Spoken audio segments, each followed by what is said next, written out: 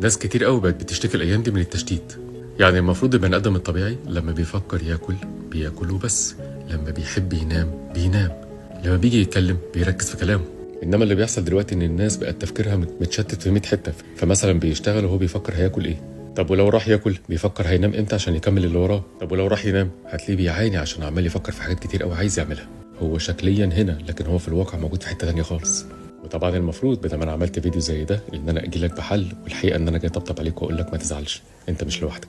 يعني انا واحد من الناس ما بعرفش انام ابدا من غير ما ارتب انا هعمل ايه في تاني يوم، وبحاول كتير افصل دماغي عن حاجه زي دي، بس للاسف الطبع غلاب. فما تزعلش، انت مش لوحدك، في ناس كتير قوي شبهك واحنا كلنا متسوحين مع بعض. ولو حد عارف ازاي يتغلب على موضوع التشتيت ويركز في حاجه واحده بس من غير ما مخه يتشغل باي حاجه تانية، يا ريت تكتب لنا في الكومنتات عملها ازاي.